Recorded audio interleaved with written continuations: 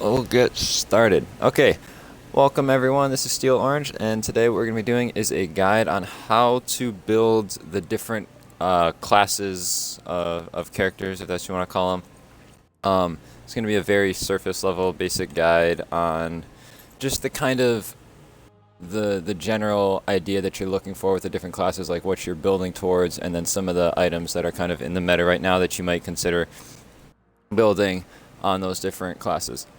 So I'm going to start with hunters, because hunters are pretty standard right now what you're looking for. So hunters are all physical characters. They're ranged, and they are generally based very heavily on their auto attack damage. So hunters generally are late game characters. Some are more late game than others, but in general you're looking to build them so that you can do a lot of damage with your auto attacks in the late game. So we're gonna start with just some of the different opening builds, and there's a few different builds that people like right now, so I'll kind of go through those. So one option to start, if a different characters, like I said, in the late game these are all based off of their auto attacks, but in the early game some characters are based more on their auto attacks, whereas some are based more on their abilities, just depending on how they clear the wave and things like that. So for characters that are more based on their auto attacks for clearing, characters like Rom or Apollo or Shibalanke come to mind. A popular start for those characters, not so much Shibalanke with this one, but we'll talk about that in a second. But in general, when you have a lot of auto attack clears, Death's Toll is going to be a popular choice because the passive is hitting an enemy with a basic attack, restores 6 health and 2 mana. This recently got a buff on the mana refund as well, so this has been pretty popular. It gives you a lot of sustain in lane. It's not only a form of lifesteal, it also gives you a little bit of mana back, and also the 15 health or 15 power and 90 health plus that passive at 800 gold makes a really good starter item. So that's a popular choice, and they would usually pair that with where is it? Boots 1, which is, if I can find boots. There we go. Oops. So boots 1. When I say boots 1, I mean tier 1 of boots, and then boots 2 would be these, and then boots 3 usually refers to warrior tabby because it's the most popular choice of boots. Could be ninja tabby. But boots 1 would go with the Death's Toll, so that's a total of 1100 out of your 1500 starting gold, and then people usually buy potions. As far as an opening relic, most popular choice is Purification because hunters are high damage characters that have very little defense, very little health. They're very squishy and easy to kill, and so Purification, which is a relic that removes all crowd control effects and makes you immune to new ones for 2 seconds, is very good at helping you survive characters that can chain different sorts of crowd control effects together to keep you stuck in place so that they can kill you. So Purification is one of the most powerful items in the game, especially for the squishy high damage characters to help them survive more easily. So that is a very common first relic choice for hunters. Going off of that, so typically if you're going to build into the Death's Toll, so one option is boots 1. Another option that people like to do is the first tier of Devourer's Gauntlets. Devourer's Gauntlets is a lifesteal item, and lifesteal is great on hunters. You basically want to have a lifesteal item in every hunter build because they are so based on auto attack damage, and lifesteal for physical characters only procs on auto attacks. So Devourer's Gauntlet recently has been a popular choice since Soul Eater got nerfed and kind of fell out of the meta. So people sometimes start with Death's Toll and Spike Gauntlet, the first tier of Devourer's Gauntlets, and go into that. And then the third typical start right now is, let me find it, is tier 2 of Transcendence, Charged Morningstar. So Transcendence is, as far as physical characters go, is in the end game the highest power item in the game as far as I know, because it gives you 35 physical power, which isn't that great. It gives you 300 mana, 6 MP5, which is nice. But then the big one here is that you permanently gain 15 mana per stack, and up to 50 stacks, and you receive 1 stack for a minion, 5 stacks for a god kill. So that's, let's see if I can do math here. 750 mana? Probably. I probably did that wrong. 750 mana on top of the 300 mana that already gives you, so that's 10,050 mana, I think. And then it also converts 3% of your maximum mana to physical power. So you're going to scale for like 1,000 or so mana, I think, throughout the game, plus that extra 1,050. So it's going to give you a ton of mana, plus 3% converts to physical power, so you're going to end up in the upper levels of 70 and 80 physical power from that item by the end of the game. So this is highly preferred on hunters that use more abilities to clear the wave in the early game, or alternatively characters that use a lot of mana. So Xbalanque uses a lot of mana, so sometimes this will be chosen on him over the Death's Toll start. Medusa uses a lot of abilities to clear wave. Chiron on her sometimes, but not so much. I'm trying to think of other ability-based hunters. Mine's drawing a blank. Let's go look at the hunters.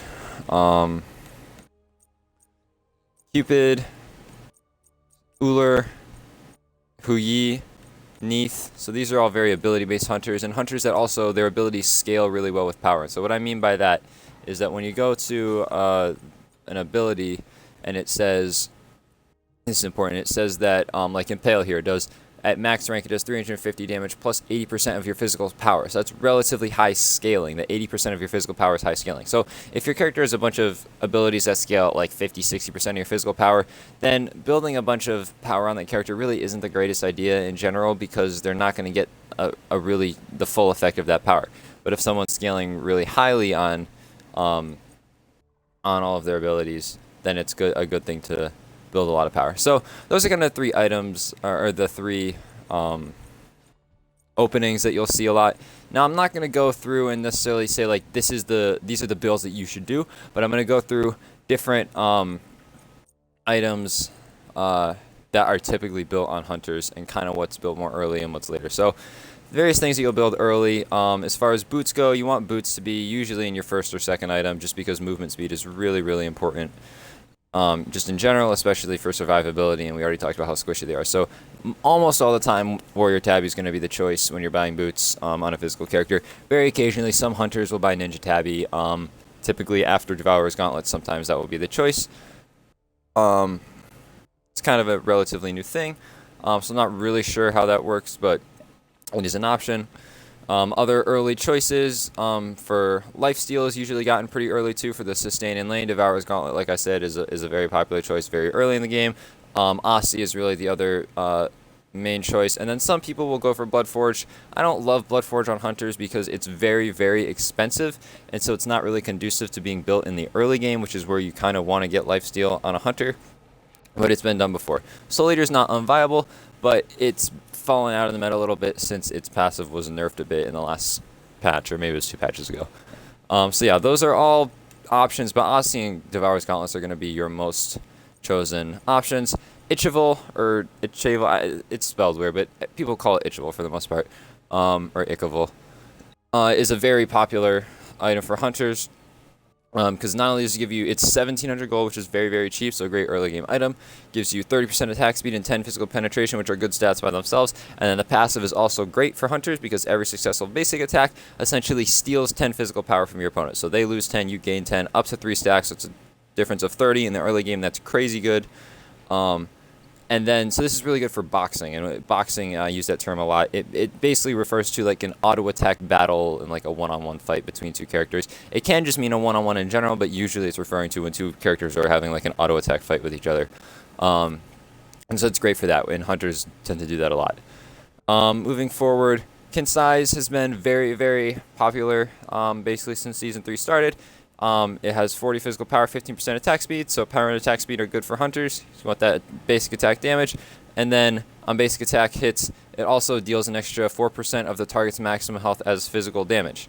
So it's just more damage on the auto attacks. It's good to keep in mind. Keep in mind that this is not 4% true damage. So it takes their maximum, the 4% of their maximum health as a number, adds that to your damage, but then that total damage is still affected by defense. So adding some penetration with this is a good idea.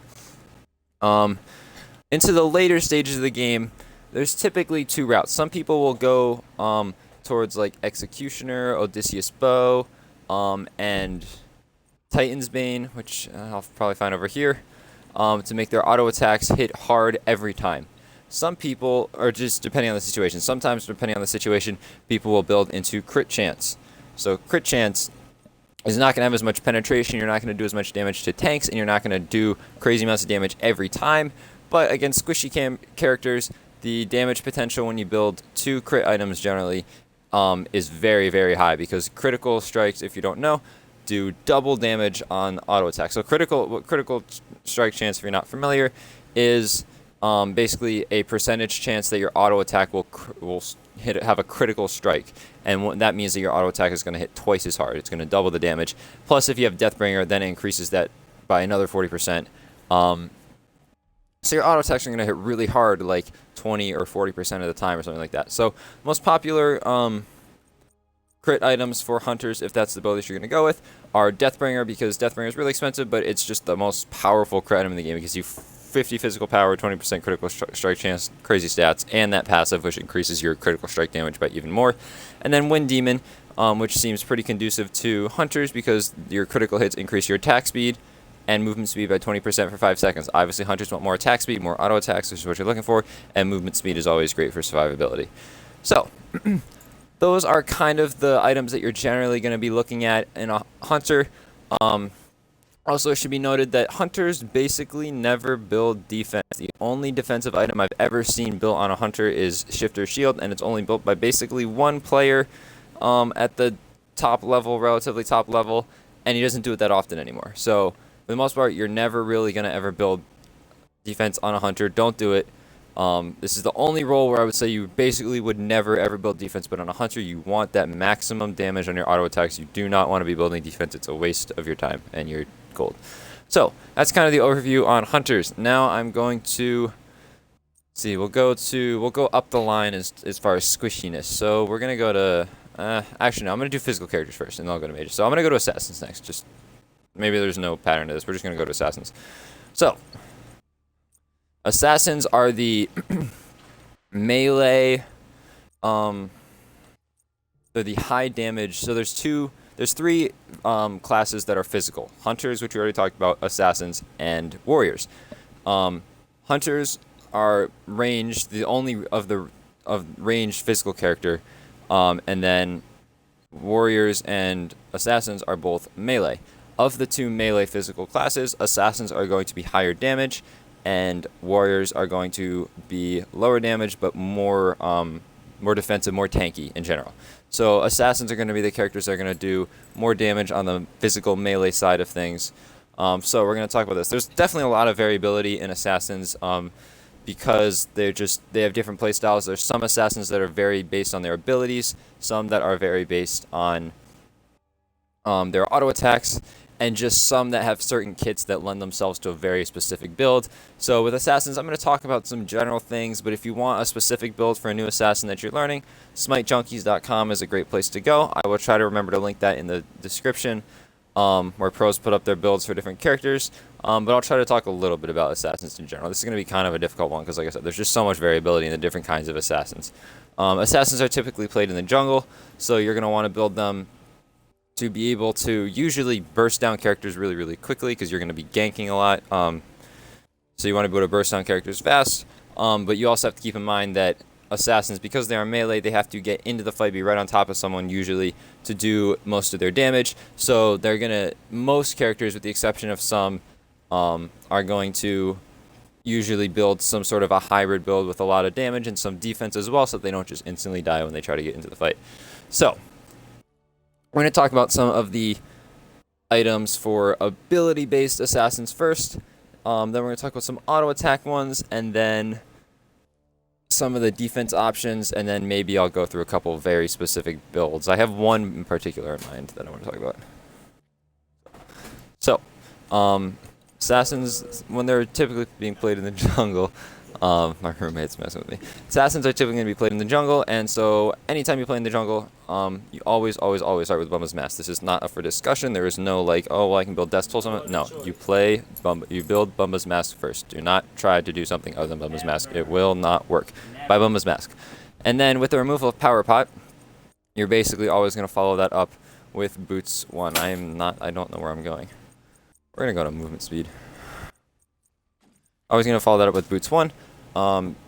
Because in the jungle, movement speed is very, very important, even more than in other roles, because you're going to be moving all across the map because you don't have a specific lane that you're stuck to, so you want to have that movement speed. After that, you're almost always going to build into Warrior Tabby.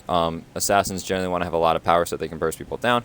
So Ninja Tabby isn't really conducive to many assassins. I'm trying to think if there's any, maybe Bakasura, maybe... pretty much Bakasura might be the only one that I might even consider it on, unless I'm just someone's flying over my head. But for the most part, you're going to be building Warriors heavy on Assassins. You don't really want to deviate from that too much. And very, very occasionally I've seen Reinforced Greaves as like some weird, like out of meta pick that pros do just to throw the other team off. But I wouldn't do that unless you really know what you're doing. So usually you want to do Warrior Tabby. Apart from that, I think we're doing ability based first, I think is what I said. So the core item for basically any ability based assassin. Oh, did I go to defensive? Oops. Oh. See if I can find it. Core item for any ability-based assassin is Jotun's Wrath. This is going to be your second or third item almost all the time. This has awesome stats for an ability-based physical melee character. So it gives you 40 physical power, which is one of the upper levels of the physical power that one item can give you for a physical character. 150 mana is great because you're using a lot of abilities. There's 10 physical penetration. Physical penetration is just going to make your abilities hit harder, and then the 20% cooldown reduction is what really makes this item great because there's cooldown reduction, so you can use your abilities more often. Your damage is based on your abilities, so you want that cooldown reduction. Another great option that's come into the meta more recently, sort of towards probably the end of the spring split of Season 3, I want to say, but it could be different time than that. But it was usually more Season 3 that this came into. I know. I'm see if I can find this thing. This one takes me forever to find all the time. Nope, not that one. There we go. Void Shield. So, Void Shield, because typically you're going to be playing assassins in the jungle, which are all physical. Typically, there's going to be an assassin in the jungle on the other team. Void Shield is great. What Void Shield does is it gives you 30 physical power, which is great. It gives you 50 physical protection. Usually, there's going to be at least 3, if not 4, physical characters on the other team. Very occasionally, that's not the case, but for the most part, this will usually be the case. And so, this is giving you 50 physical protection for all those characters, and then it also reduces the physical protection of enemies within 55 units by 20. So this is going to make anybody that's building physical defense to counter you or anybody else on your team, it's going to negate some of that protection so that you and all your teammates do a lot more damage to the people that are in range of you. So this is a very, very strong item. People have been building it a lot. It's around the same cost as Jotun's Wrath, so you can kind of build this second or Jotun's second, and then whichever one you don't build, you can build third. So this is a very, very common choice. Going off of that, there are different options. If you're building into a full damage build, other options are usually Brawler's Beatstick, Titan's Bane. Titan's Bane is great for penetration. You want to put this at some point in pretty much any ability-based assassin, usually towards the end of their build, because this gives you 33% physical penetration, and percent-based penetration hits really, really hard in the late game. That's a good one to have. Brawler's Beatstick is great. Crusher is good if you want to split push. I've seen Bloodforge before. Again, I've kind of said I don't really love Bloodforge. It's really, really expensive. Some people like it. Gives you a lot of power and some lifesteal, so it's not bad. You can see Frostbound Hammer sometimes. And yeah, that's kind of the things that you're going to see. If it's a character that's ability-based, but they're going to, they lend themselves to a more hybrid build, some of the things you'll see are like Void Shield, which I already talked about. Let me go to defense, since that's what I'm talking about. Breastplate Devour is a great one because it gives you 20% cooldown reduction again, which, like we said, is great for ability-based assassins, and 300 mana, and then 75 physical protection, which is a really high number. It should be noted that cooldown reduction caps out at 40%. You cannot go over that, and it is good to avoid going over that number because then you're just wasting gold. And that's another great item. Another great defensive tree is the hybrid defense tree, which is this cloak tree right here. There's 3 popular items in here and one that kind of sucks. Magi's Blessing kind of sucks because there are so many lame crowd control effects that can absorb its passive that it kind of isn't very popular right now. But you have Spirit Robe over here, which gives you 40 of each physical and magical protection, which are good stats, 10% cooldown reduction, 20% crowd control reduction. Crowd control reduction also caps out at 40%. It's not the greatest stat, but it never hurts. And then its passive is incredible. You gain 15% damage mitigation for 3 seconds whenever you're hit with a hard crowd control effects. This is just flat percent mitigation. Flat percent, that made no sense. This is percent mitigation for 3 seconds, which and those 3 seconds are usually when a lot of the damage is going to come to you right after you get crowd control. So it's a great item. Mantle of Discord gives you a little bit more protection on both sides and a little more cooldown reduction. And the passive is if you get below 30% health, you're going to release a shockwave that stuns all enemies and in a range of 20 units, and you gain 1 second of CC immunity. So this is another very popular choice. The reason sometimes people build Spirit Robe over this is 1, because Spirit Robe's passive is also pretty awesome, and it also costs like 700 gold less, or 640 gold less, so it's just a cheaper option. But if you have gold to burn, Mantle of Discard is a good idea, especially later in the game. And then Hide of the Urchin is great, gives you 35 of each protection at the beginning, plus 200 health, 200 mana, which are good stats, and then you gain 3 magical and physical protection for each god kill or assist. So if you're fighting a lot and you think you can get this up to 10 stacks, this is going to get you to 65, I think, if I can do math. Yeah, 65 physical magical protection, so it's going to be the most protection in this tree, plus the health and the mana. So if you're fighting a lot and you think you can stack this, this is also a great option.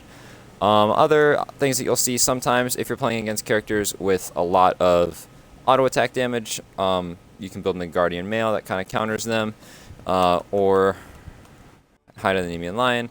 These are both physical items. And then as far as magical items go, the most popular and probably generally the most powerful is Bulwark of Hope, because of its passive that gives you a shield. You can see right here when you get below 30% health. Another option is Pestilence. If they have a lot of healing on their team, this is great because it's anti-heal. And occasionally, I think Genji's Guard isn't really built on assassins. That's more of a warrior thing. So yeah, those are kind of the items that you're going to see built. And then auto attack characters. I got to get to those too. This is going to be a long video. Auto attack characters, you're still usually going to see warrior tabby as far as boots go. But then you may see Itchable is a popular option. Oops. I don't know why I clicked on that. You see Itchable, very occasionally Haste and Fatalis, but people tend to build Fatalis more often than they should, and not on characters that they should be building them on. Like a lot of people build it on Hunters, not that great. It's usually not that great on most Assassins either, with the exception of a couple like Bakasura. Again, Bakasura is kind of weird. Kin Size, again, is a great item. What do you call it? Executioner is good. And there was another one I would talk about where a Wing Blade is built sometimes because it's a good survivability item. It makes you immune to slows and speeds you up when you get hit by a slow every 30 seconds. And there was an item. What was it? Oh, that's what it is.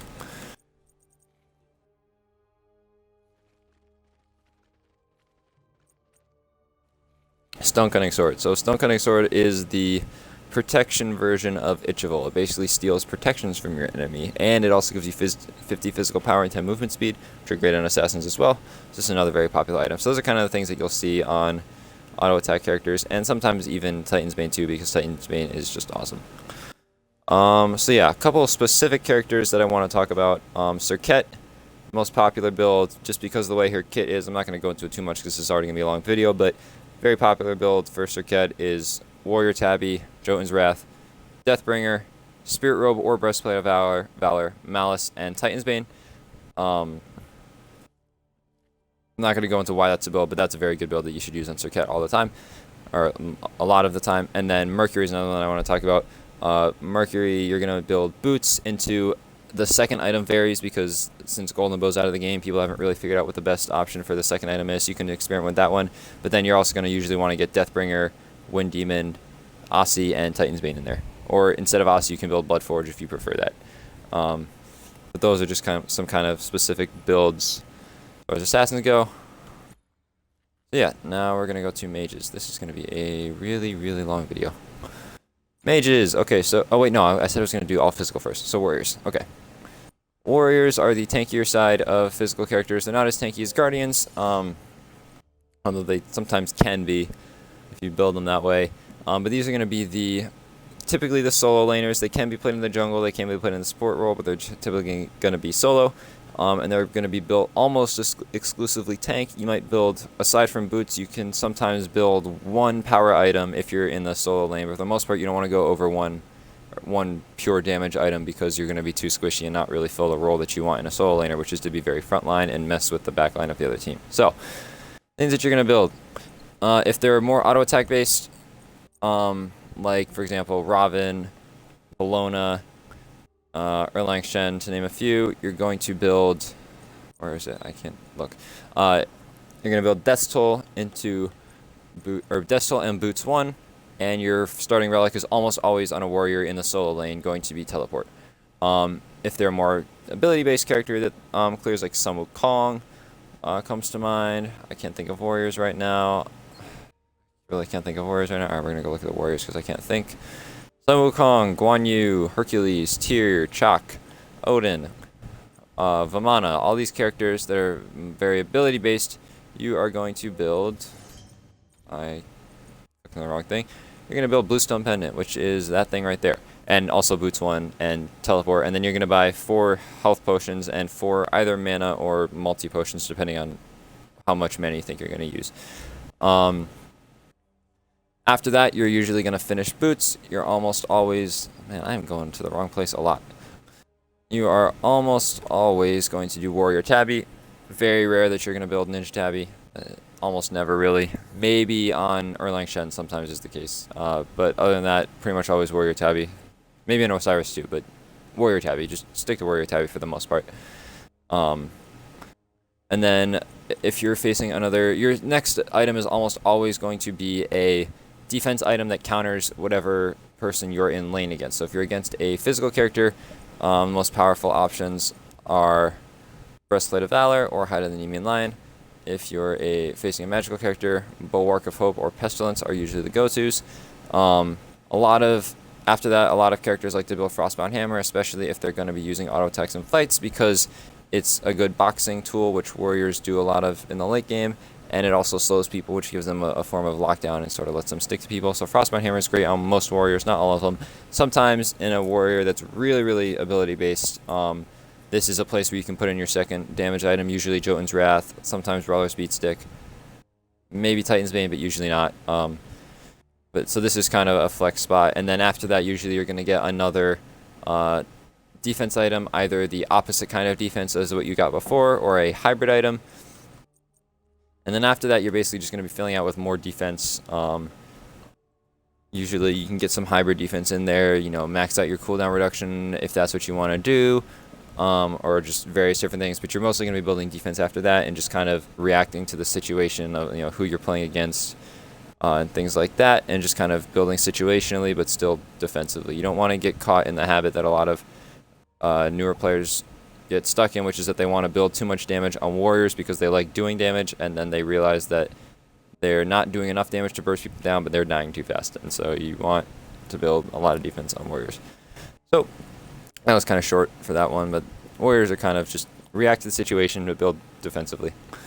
Alright, let's go to Guardians because they're kind of filling that warrior role too, where they're tanks.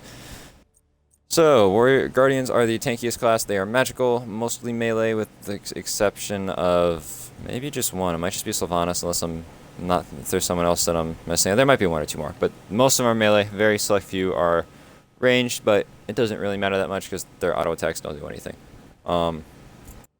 Like, they do something, but it's like 2 damage.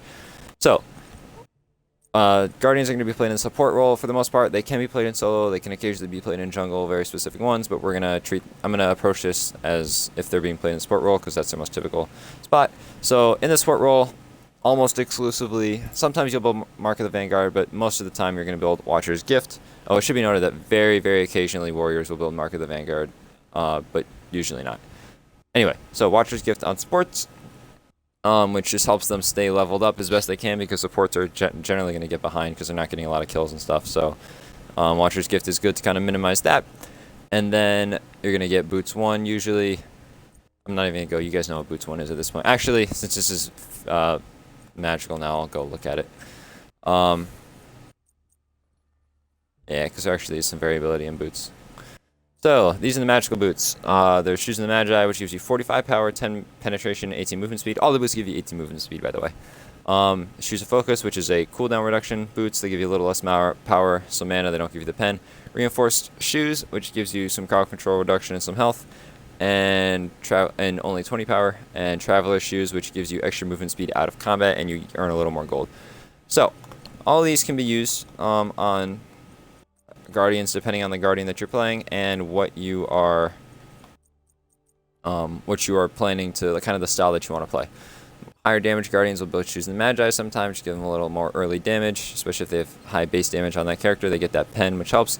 Characters that you have a lot of utility abilities that you want to use them a lot, they'll get Shoes of Focus because you got that cooldown reduction, which gets you more abilities off.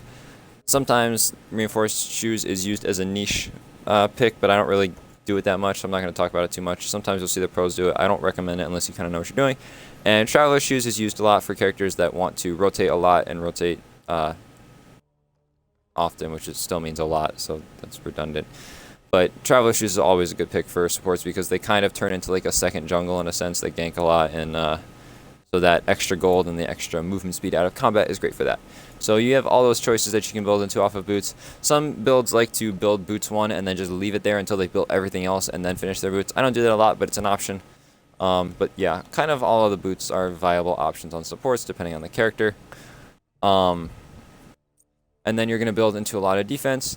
Some of the early defensive items that are popular, sometimes, where is it? Sometimes Hide of the Urchin, because it gives you that hybrid defense, and you're going to be, you build it early so you have time to stack it up. Sometimes Breastplate of Valor, because it's a relatively cheap item with good stats. Sometimes Bulwark of Hope or Pestilence, if that's just sort of a situational counter build thing. Sometimes it will be Heartward Amulet. Oh, I just missed it. Heartward Amulet, or where is it? Oh man, I keep screwing this up. Heartward Amulet or Sovereignty. These are both physical and magical items that have an aura around them that give physical and magical protection to your teammates. So as a support player, this is great because you're supporting your team, giving them protections, giving you protections. It's great. Also, it should be noted that most auras, and I'm pretty sure that this is also the case, the aura affects you too. So this says, it seems like kind of mediocre stats with 200 health, 30 physical protection, and they are, but you have to keep in mind that that 30 physical protection and 25 HP 5 that are going to your allies, you count, as far as I know, you count for that too. So you're really getting 200 health, 60 physical protection, and 25 HP 5, and your allies get 30 and 25 as well. So that's a good item. Heartward Amulet is relatively similar, 45 magical protection, 200 health, and then 20 magical protections and 20 MP5 to people around you. So similar deal. Those are all good options early, and then those can all be built. If they're not like the second item that you built, they can be built later on as well. Other options that sort of get built in various times, and there's a lot of variability in like orders of builds with support, so I'm not going to go into like when you should build this or that, but just kind of options that you're going to look at. No, I'm not even talking about Celestial Legion Helm. So Hide of the Urchin we talked about. Spirit Rope can be built sometimes. Mantle of Discord gets built sometimes in the end game. Hide of the Nemean Lion and where is Midgardian Mail will be built to counter build auto attack characters. There was something else I want to talk about. Bulwark of Hope and Pestilence I kind of talked about. Those are always great choices. Genji's Guard occasionally. Oh, that's what I want to talk about. They were like utility items. Oops. Ritual Dagger will be chosen a lot because it gives you cooldown reduction, it gives you some health and some movement speed.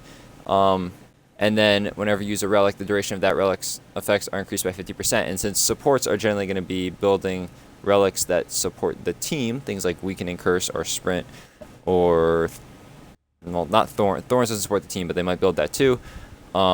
Things like that, those relics increasing the duration of their effects are going to be, it's going to be very powerful. So that's a good option.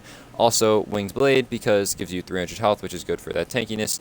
Crowd control reduction, which is good. Movement speed, it's always great. And on a support, nobody really cares about the attack speed. But then the passive, which we talked about before, is also great, especially when you're going to be in the front line absorbing a lot of abilities. That's a good option as well. If they're a healer, they'll build Rod of Asclepius sometimes. If you want to do a little more damage and get some more health, Ethereal Staff is a good choice. And occasionally Gem of Isolation if you're just trying to annoy people and piss people off and just lock them down forever. They'll do that. So yeah, those are a lot of the options for sports, or I keep saying sports, but Guardians. And yeah, I think then I might have missed a couple, but those are some of the more popular ones. All right, what did I miss? What am I missing? Mages. All right, this is gonna be quite a long video, but hopefully it was informative. Mages. Okay, so these are typically going to be your mid laners. These are magical ranged characters with the exception of one. And actually, let me get this disclaimer out there right now. Ao Kuang is a mage, but he is not a mid laner. He is essentially a magical assassin. He is melee, and he is played in the jungle, and he's played like an assassin. So yeah, all the things I'm talking about for Ao Kuang will not entirely, or all the things I'm talking about for mages will not entirely untrue for Ao Kuang. Just know that he's in his own class, kind of, and he's kind of a wild card. So don't apply these things necessarily to Ao Kuang. But every other mage is a ranged magical character. the vast majority of them are ability-based characters. You want to build them to do as much possible burst damage with their abilities in the late game as possible. These are going to be like the powerhouse at the end of the game that just half health and like take 75% of people's health with like 1 or 2 abilities in the end game and just deal tons of damage. These are very often going to be the top damage in the game, so you want to build a lot of damage. There's a lot of variability in what mages are going to build too, depending on the mage. So again, SmiteJunkies.com if you want specifics, but I'm just going to talk about some different items. So let's go to boots. So choosing the Magi is generally the most popular because it gives you the most power, some magical penetration rather, which makes your abilities hit really hard. Occasionally, choose a focus will be built, but usually not. But sometimes it will be built. Don't build either of these on mages really ever unless you want to lose, because you'll probably lose. Usually choosing the Magi, sometimes choose a focus are really your options. Somebody's going to go watch some pro game where some mid laner built reinforced greaves or reinforced shoes and call me out on it, but don't do it. It's not a good idea unless you're pro and you know what you're doing. A really popular second item that's come into the meta in Season 3 is Dynasty Plate Helm. I know that I just talked about how you want to build all damage, but you do sometimes want some defense because mages are generally a bit immobile too and can die really fast. Gosh, I cannot get to this item. There we go. Can die really, really fast, and so having a little bit of physical or just protection in general on mages is not always a terrible idea. Some people do it just because they're getting focused, they're getting yanked a lot, or just blown up really fast, and if you die before you get to use any of your abilities, then it doesn't matter how much damage you do because you didn't get to use any of them. So Dynasty Plate Helm is a good early game item as well because it's only 1,700 gold, it's very cheap, and it gives you good stats. It gives you 45 more power, another 15 magical penetration, and then 30 physical protection, which will help you survive from those assassins ganking you in the early game. So that's a popular item. Some characters like to build Book of Thoth, or I should say. Wow, it's gonna be like way down there. Alright, Warlock Sash. These are two of the most popular stacking items for mages. Warlock Sash stacks power and health. So it's for the more tanky mages that need to be closer in the fight, but you still want them to hit hard. This is a good option. It gives you a bit of health and some magical power. And then Book of Thoth gives you a lot of power up front and then stacks mana. It's essentially the magical version of Transcendence. It stacks mana and then you converts, I think, 3%. I'll go look.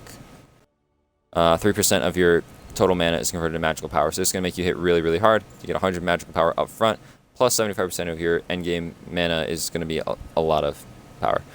So this is a good one. You'll be squishy if you build this. It takes a while to get online, so just understand that if you're building Book of Thoth early, to be passive in the early game because you're not going to be able to fight until you get that stacked. But yeah, those are some popular early game items. Let me look through. Sometimes Polynomicon on characters that have set up for an auto attack, so you can kind of read I'm not going to read it, but you can read the passive there or freeze the video if you want to. But Polynomicon on characters that can set up their next auto attack with an ability, like Kukulkan, people say it differently, but his one hits really hard and is a slow, and so the next auto attack is very easy to hit. Scylla has a root that sets up her next auto attack, and what's the other one that's used a lot? I know there's another one. I'm going to go find it because this is pissing me off.